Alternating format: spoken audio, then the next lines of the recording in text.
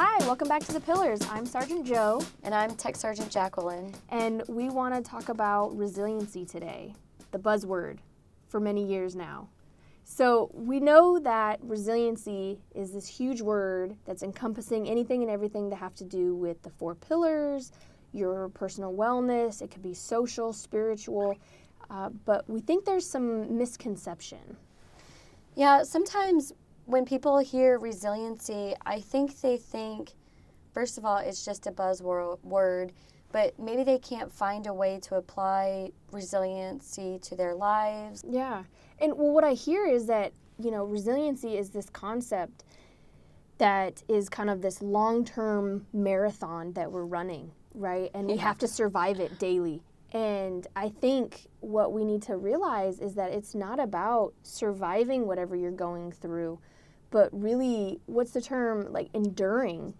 Enduring or thriving. And thriving in it, yeah, right? How can you thrive and not just survive? How can you get to a point where you are not just going through the motions, but rather practicing resiliency, practicing self-care? Mm-hmm. And so the article that we were looking at today talked about how when you have this period of high stress, there has to be a recovery period, just like when we work out, right? We do this intense workout, you have to have a recovery period. But a lot of us don't realize that being resilient isn't just this like state of mind we need to stay in. It's this idea that you have higher stress and then you have a recovery period. But if you're not taking that recovery period, then you're not really going to maintain resilience, because you're going to hit burnout. And once you hit burnout, we all know what that is. That is the big, I'm done, not doing this, not motivated, not sleeping, having health issues, insomnia, stress, back pain, headaches. Like it affects your relationships. It affects your work life, your social life. Yeah. It affects everything when you get to the point of burnout. Yeah. And so it actually suggests that whatever high period of stress that you're going through, your recovery should take equal, if not more, time to recover. So if you think about having a really long, stressful day, we're talking an 8 to 10 to 12 to 14-hour shift. Right.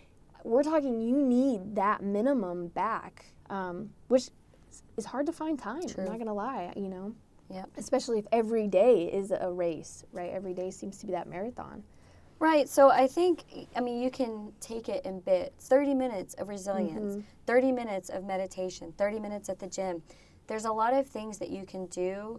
Sure, you might not be able to take 14 hours and practice resilience for 14 hours, but if you just take a 30-minute hot bath with some bath salt or something, rather than thinking, okay, tomorrow my boss is going to give me 14 hours to practice my resilience. That might not be realistic, but... Well, I know a lot of guys out there that would love that bubble bath idea. So, but we have a weekend coming up soon. Yeah. But weekends are a good opportunity to take advantage of practicing some resilience and giving yourself some of that time back from working. Well, and I love what you said there, where it's like finding that time, right? And it really is key. Obviously, we can't just lay in bed all weekend. Some people do, but that's not the recovery, right? Laying in bed, not moving your body is not going to recover you from any type of high stress work week, right? It may feel good because you're not moving and you're like zoning out or shutting down. That's just surviving. That's still survival mode until you have to get out of bed and feed yourself or go to the bathroom, right? Creating that daily routine where you find that time, waking up 15 minutes earlier and doing some type of gratitude or meditation, or just putting positive music on, or even any music that you enjoy. It doesn't necessarily have to be positive, but it just has to be something that you feel motivated and you're rejuvenating yourself, and then you can roll into, your day, and then you find pockets throughout the day. Are we taking 15-minute breaks throughout the day? Do we get up and stretch? Do we walk around?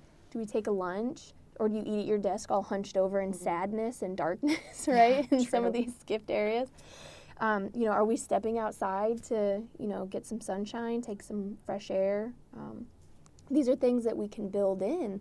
And then, when you get home, how are you shifting mentally from leaving work at work to then engaging with your family or your personal life, your social life? You know, how are you reintegrating like into that world? Yeah, also hobbies. I mean, it's a good time if someone is feeling like they don't have any way to practice resilience or self-care. It's a good opportunity to come up with a hobby. Find something new that you like. Yeah, and I know for like when you have children, finding that time can even be more difficult because the second you get home, you put on that parent hat, you know, and they're hungry, they want your attention, you know, and the house is dirty, and so you have all these things that need to get done, and so it's hard sometimes to have that transition and not just zone out. But I know for me, when I looked at hobbies, like what can I do that will work for me, but also get the kids involved? And so they love to color.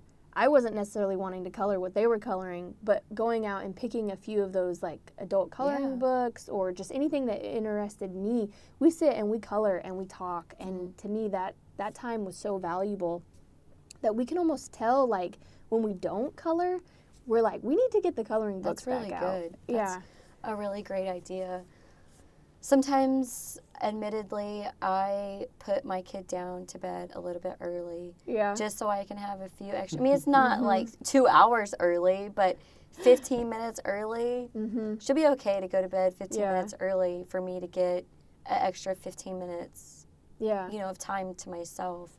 Yeah, and I just find, especially when this weather hopefully starts warming up a little more, stops raining maybe, going outside with the kids is a lot of fun. And my husband, you know, he comes and goes being in the Navy quite often, and so we can't really rely on him to always be around for that other parental side where you can just high five and like check out, right? Like you like tag in, tag out, right? Yeah.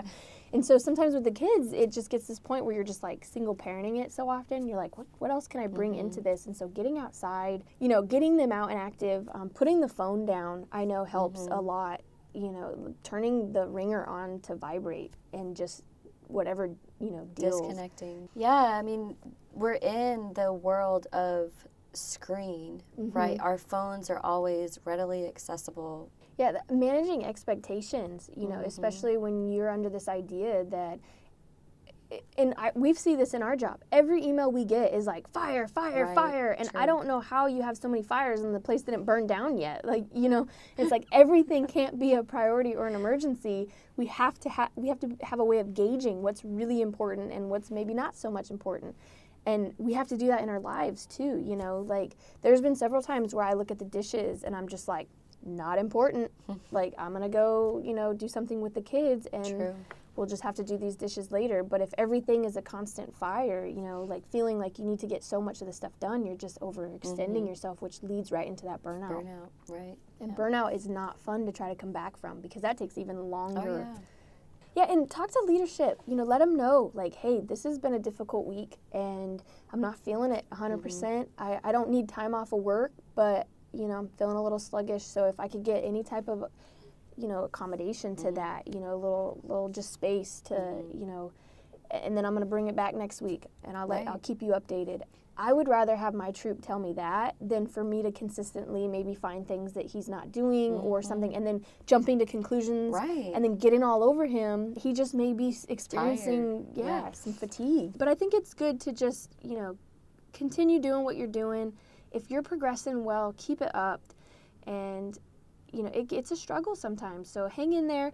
Hopefully this was helpful and you guys can come up with a few things to add into your daily routine to help you continue this idea of resilience in more of a mindset that's not so much this long marathon. Structure. Yeah. Have your highs and lows, and it's okay if you're experiencing a low.